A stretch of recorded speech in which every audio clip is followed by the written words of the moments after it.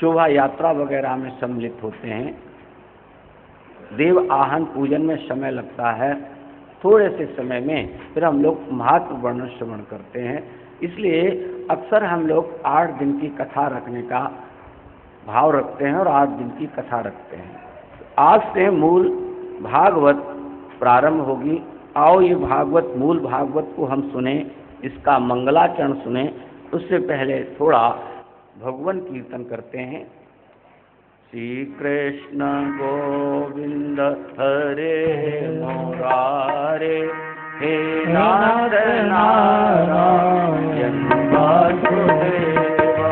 श्री कृष्ण गोविंद हरे मुरारे, हे नाथ नारायण वासुदेव। हे नाथ नारायण वासुदेव, हे नाथ नारायण वासुदेव, हे नाथ नारायण वासुदेव, हे नाथ नारायण। जय श्री कृष्ण गोविंद हरे मुरारे, हे नाथ नारायण वासुदेव। श्री कृष्ण गोविंद हरे बोलिए, हे नाथ नारायण वासुदेव। जय जय श्री राधे। श्रीमद् भागवत का प्रारंभ, मूल श्रीमद् भागवत। इस प्रथम स्कंध में 3 संवाद हैं। सूत जी और शौनक आदि का संवाद इसमें है। नारद और व्यास का इसमें संवाद है और श्री सुखदेव और परीक्षित का संवाद है इसमें। शौनक इत्यादि इन सब के संवाद, ये शौनक नारद व्यास संवाद में 3 अध्याय हैं और सुख परीक्षित इत्यादि में 19 अध्याय हैं इसमें पूरे रूप से मिला करके। तो आप इस प्रथम स्कंध में ये कथा श्रवण करें। इसमें मंगलाचरण किया गया है। वेदव्यास जी ने जब इसकी रचना प्रारंभ की तो सर्वप्रथम जो मंगलाचरण श्री वेदव्यास जी ने किया है वो बड़ा ही अर्थपूर्ण है। इस पर अनेक प्रकार के विद्वान अपने अपने मत व्यक्त करते हैं। और एक चीज हम आपको और बतावें, जितने भी वेदों के जितने भी मंत्र हैं, हमारे जितने भी शास्त्र हैं, उनके जो मंत्र हैं, उनका विद्वान अपनी बुद्धि के अनुसार, अपनी मति के अनुसार भी उनका अर्थ निकाल दिया करते हैं। ये इन श्लोकों की विशेषता है। आप गौड़िया संप्रदाय के विद्वानों से जब ये कथा सुनेंगे तो वो अपने सिद्धांत को उसमें परिपुष्टित करने का प्रयास करते हैं और करते हैं। आप पुष्ट मार्ग संप्रदाय के विद्वानों से जब इस कथा को सुनेंगे तो वो अपने सिद्धांत को इसमें परिपुष्टित करने की प्रयास करते हैं। और सभी जो भी आचार्य जिस संप्रदाय से और उसमें जो विद्वान हैं वो अपने अपने भाव से इनकी व्याख्याएं करते हैं। लेकिन मूल रूप से जो वेदव्यास जी ने इस मंगलाचरण श्लोक को बोला है वो बड़ा ही महत्वपूर्ण है। जन्मान्दस्य यतो नयादितरश्चार्थे सुभ्यग्र सुराट, तेने ब्रह्म हृदय आदि कवये मुह्यन्ति यति सूरयः, तेजो वारिमृदां यथा विनिमयो यत्र त्रिसर्गो मृषा, धाम्ना स्वेन सदा निरस्तकुहकं सत्यं परम धीमहि। ये श्लोक वेदव्यास जी ने ध्यानस्थ होकर इस श्रीमद् भागवत की रचना जब करने लगे तो इस प्रकार से उन्होंने भगवान का ध्यान किया, यानी उनका मंगलाचरण किया, उनकी प्रार्थना की। अनेक विद्वानों ने इसका मत है कि देखो, ब्रह्म सूत्र जिन महापुरुषों ने पढ़ा है, आप लोगों ने शायद पढ़ा हो, नहीं कह सकता। ब्रह्म सूत्र का पहला ही सूत्र है अथाथो ब्रह्म जिज्ञासा। ये ब्रह्म सूत्र का पहला सूत्र है। यानी ब्रह्म की अगर आप प्राप्ति करना चाहते हैं तो सबसे पहले आपको अपने हृदय में ये जिज्ञासा उत्पन्न करनी पड़ेगी कि मैं ब्रह्म का ज्ञान प्राप्त करना चाहता हूँ। आपके मन में अगर जिज्ञासा ही नहीं होगी तो आप ब्रह्म को प्राप्त कर नहीं सकते। पहला ही ब्रह्म का ये ब्रह्म सूत्र का सूत्र है, अथाथो ब्रह्म जिज्ञासा।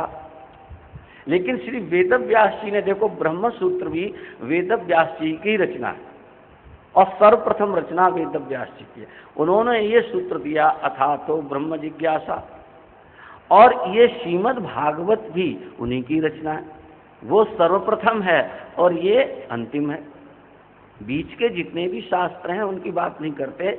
प्रथम ब्रह्म सूत्र उन्होंने उसमें लिखा अथाथो ब्रह्म जिज्ञासा। ब्रह्म को अगर आप प्राप्त करना चाहते हैं तो आपको अपने हृदय में जिज्ञासा पैदा करनी पड़ेगी कि मैं ब्रह्म को प्राप्त करना चाहता हूँ। फिर ब्रह्म कैसे प्राप्त होगा उसके साधन सोपान अलग अलग महापुरुष व्यक्त करते हैं, वो तो बड़ा लंबा विषय है उसका क्या। लेकिन हम मूल रूप से जहाँ से वेदव्यास जी ने जब श्रीमद् भागवत का प्रारंभ किया तो वही ब्रह्म सूत्र का दूसरा सूत्र है जन्मांधस्य यतः। ये दूसरा सूत्र है ब्रह्म सूत्र का। और श्रीमद् भागवत की रचना प्रारंभ करने से पहले उन्होंने इस द्वितीय सूत्र से श्रीमद् भागवत कथा का प्रारंभ किया। ऐसा क्यों किया? तो ये बड़ी रहस्यमयी बातें हैं जो महापुरुषों की हैं। तो वो ये कहते हैं कि वेद इत्यादि अथवा ब्रह्म ज्ञान का प्राप्त करने के लिए मनुष्य को बहुत कुछ सठ संपत्ति, आप अधिकारी बने। पहले जब आप अधिकारी बनेंगे, जैसे आप देखते हैं सिंघनी का दुग्ध स्वर्ण पात्र में ही टिकता है, अन्य पात्रों को वो दूध टिकता नहीं, यानी उन पात्रों को वो फोड़ देता है। और सिंघनी का दूध, ऐसी कहावत मानते हैं कि सिंघनी का दूध केवल स्वर्ण पात्र में ही टिकता है।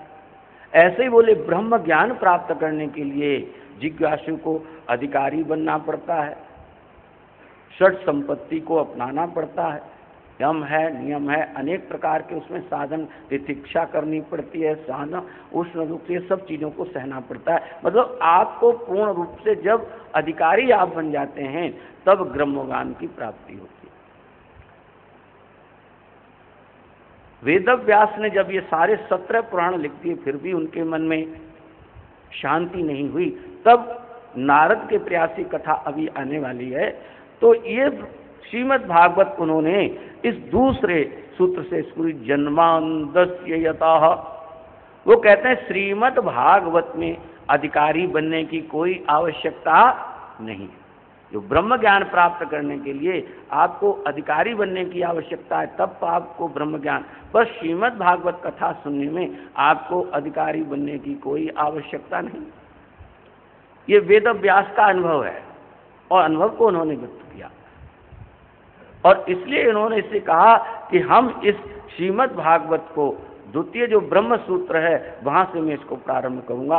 और ऐसी श्रीमद् भागवत की जो ये सदग्रंथ मैं रचने जा रहा हूँ उसमें तो सबको अधिकार मिलेगा, सब कोई भी इसको श्रवण कर, इसका पठन पाठन करके वह भगवत धाम की प्राप्ति कर सकता है, ईश्वर का प्रिय बन सकता है। इसलिए वेदव्यास जी ने द्वितीय सूत्र से इसका प्रारंभ किया, ब्रह्म सूत्र के जन्मांधस्य यतः। अब इसमें आप सुनेंगे कि इसमें कहते हैं श्री वेदव्यास जी ने किसी जैसे राम और कृष्ण परमात्मा हैं, भगवान शिव, जिनका हम नाम ले लेते हैं, लेकिन इस मंगलाचरण में वेदव्यास जी ने किसी का नाम नहीं लिया, न राम का नाम लिया, न कृष्ण का नाम लिया, न शिव का नाम लिया। वेदव्यास जी ने, अगर हम वो किसी एक का नाम ले ले तो लोग विद्वान जो हैं जिस पक्ष को मानते हैं वो कहते श्रीमद् भागवत हमारा है, वो कहते श्रीमद् भागवत हमारा है, वो कहते श्रीमद् भागवत हमारा है, क्योंकि वेदव्यास जी ने इसमें कृष्ण का नाम लिया है। जो राम के अनुयायी हैं प्रभु श्री राम के, वो कहते ये हमारा है क्योंकि वेदव्यास जी ने श्री राम जी का नाम लिया है। शैव जो थे, जो शिव को मानने वाले हैं, अगर शिव भगवान शिव का इसमें नाम होता तो वो कहते ये श्रीमद् भागवत हमारा है क्योंकि इसमें शिव जी का नाम आया। शाक्त जो देवी को मानते हैं, देवी की उपासना करते हैं, अगर माता रानी का इसमें नाम होता तो देवी को मानने वाले कहते हैं ये शास्त्र हमारा है।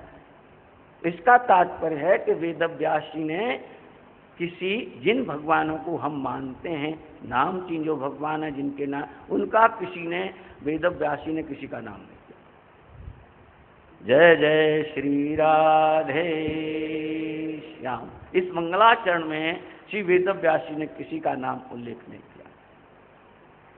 और नीचे से हम इसको कहते हैं सत्यम परम धीमहि, मैं उस परमात्मा का ध्यान करता हूँ। धीमहि माने ध्यान करना।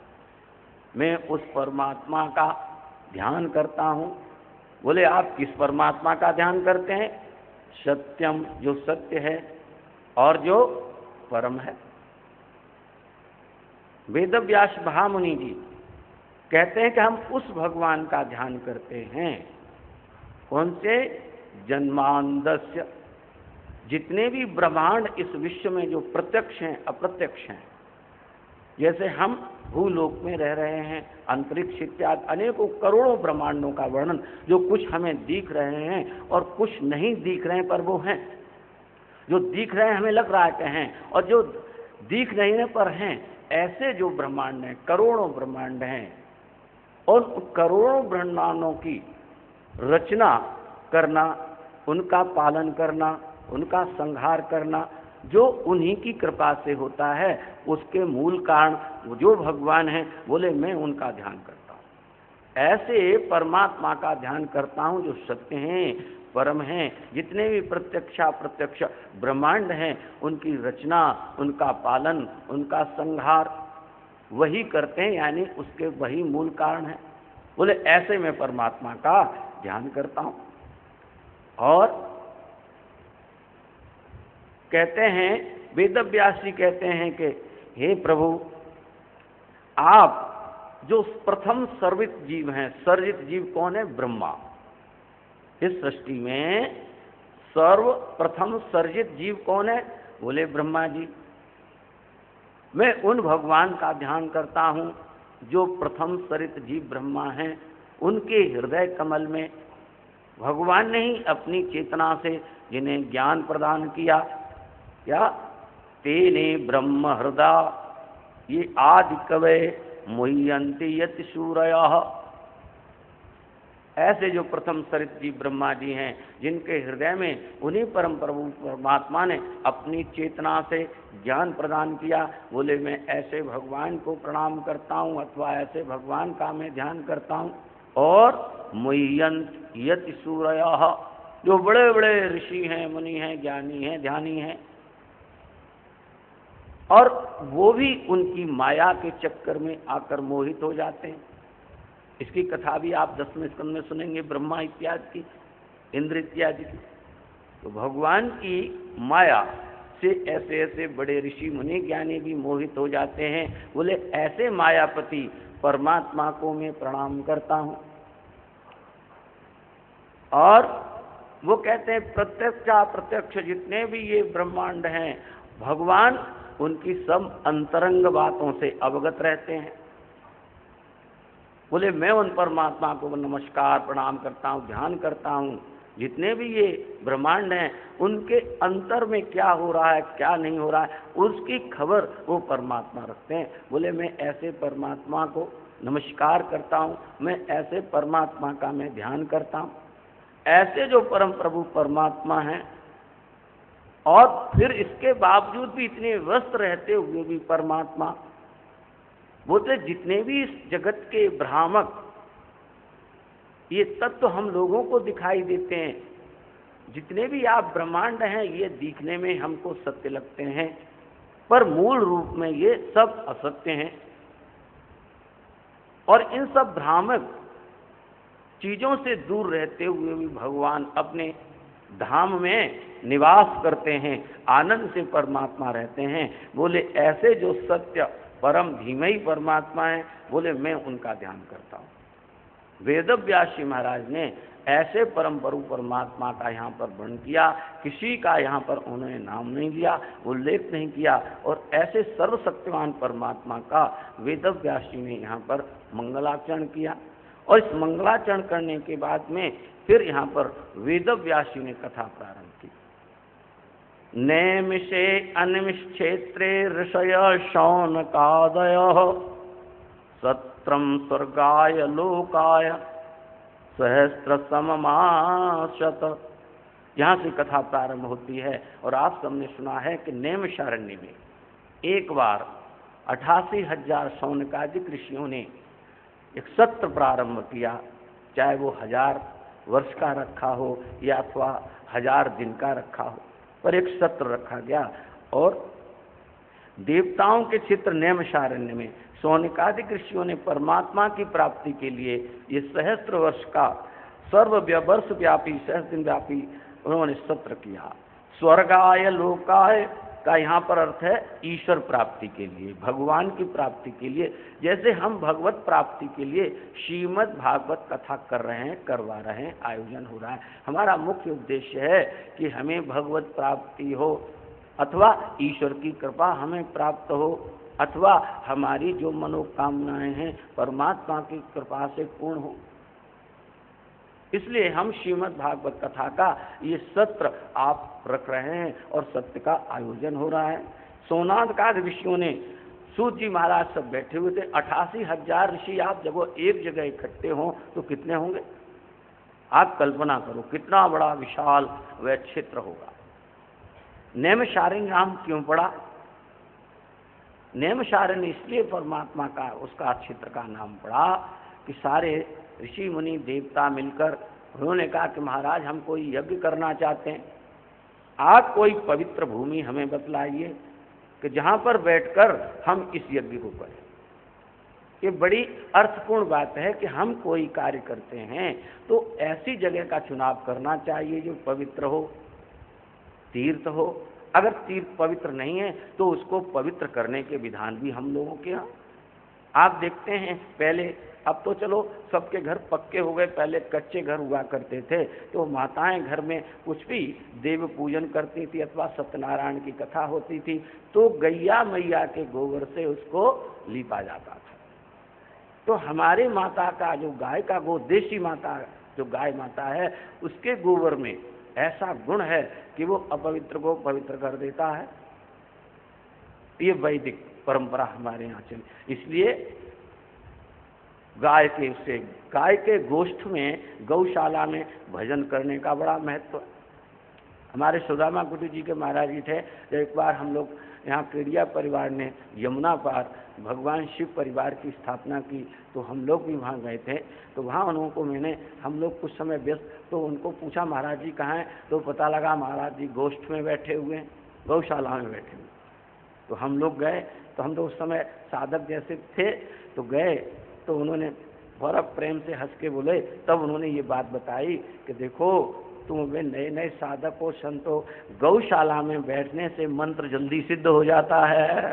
बोलिए गैया मैया है। इसलिए गौशाला का बड़ा महत्व। और देशी गाय, हमारी जो देश की गाय है, ये मुझे भी अनुभव है, आपको भी होगा, आप करके देख सकते हैं। आपके आश्रम में दिल्ली देखो जर्सी गाय जिन्हें हम बोलते हैं अंग्रेजी गाय, वो भी हैं। हरियाणा की भी शाही गाय हैं और अपने ब्रज की देसी गाय भी हैं। तो अगर आप इन अंग्रेजी गायों का दूध पिएंगे तो उसका स्वाद अलग होता है। पीते समय अजीब सी एक उसमें महक आती है, आपका मन करेगा कि अरे छोड़ो इस दूध को न पिए। लेकिन अगर बाहर हम खरीदे जाएंगे तो यूरिया मिला हुआ दूध मिलेगा, इसीलिए हम उस महक की परवाह न करते हुए दूध पी जाते हैं। शाहीवाल गायों का आप दूध पिएंगे तो ऐसा लगता है मानो निरा घी पी रहे हैं। उनका दूध ऐसा गाढ़ा होता है लेकिन उसमें घी की गंध आती है, ऐसा लगता है जैसे हम घी पी रहे हैं। लेकिन जो देशी गाय आपकी ब्रज की है, देशी, आप उसका दुग्ध पीजिए, उसमें किसी प्रकार की महक नहीं आती कुछ नहीं, और आपको विशिष्ट उसमें स्वाद प्राप्त। इसलिए देशी गायों का जो महत्व है, भगवान श्री कृष्ण उनके यहाँ विशिष्ट वंश की पद्मगंधा गाय का दूध भगवान श्री कृष्ण पान किया। पद्मगंधा इसलिए कहते हैं, पद्म कमल को बोलते हैं, कमल के पुष्प में जैसी गंध होती है, बोले उस माँ गाय माँ के पद्मगंधा माँ के दूध में उसकी कमल के पुष्प जैसी खुशबू आया करती थी, सुगंध आती थी, भगवान उसको प्रिय लगता था भगवान कृष्ण को, तो पद्मगंधा माँ के दूध को पीते थे। तो ऋषियों ने कहा कि महाराज हमको कोई ऐसी पवित्र भूमि बताइए जहाँ हम ये यज्ञ करना चाहते। तो ब्रह्मा ने सोचा, ध्यान किया और अपने मन से एक चक्र को उन्होंने प्रकट कर दिया। मनोमय चक्र को श्री ब्रह्मा जी ने प्रकट, ये गर्ग संहिता में कथा आती है। मनोमय चक्र को उन्होंने जब प्रकट कर दिया तो वो चक्र वहां से चला और सारे ऋषि मुनि देवता भी उस चक्र के पीछे पीछे चले। जहां जहां चक्र जाता वो सब देवता लोग ऋषि लोग उसके पीछे पीछे जा रहे। अंत तो गत्वा चारों तरफ चक्र घूमा, लेकिन वो कहीं ठहरा नहीं, कहीं उसका शमन नहीं हुआ।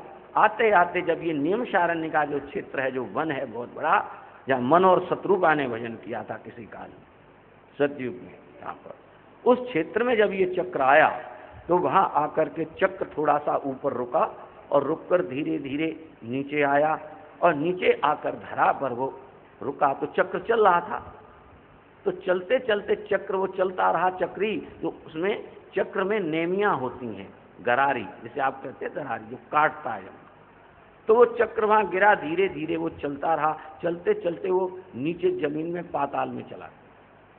आज भी आप नैमिषारण्य में जाएंगे, वहां चक्र तीर्थ है। अब तो कहते हैं वहां का पानी सूख गया, लेकिन पहले नीचे से पानी निकलता था, जिसे चक्र तीर्थ कहते हैं। हमने उसका दर्शन किया है नैमिषारण्य। तो उस नैमिषारण्य में वहां जाकर वो चक्र से प्रार्थना की गई कि महाराज अब आप शांत हो जाइए।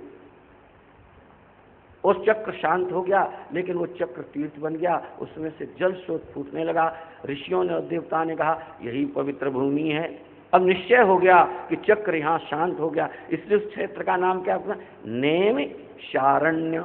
जहाँ चक्र की नेमियां शमन हो गई, रुक गई, ठहर गई, इसका नाम हो गया नैमिषारण्य। बोलिए नैमिषारण्य तीर्थ की जय।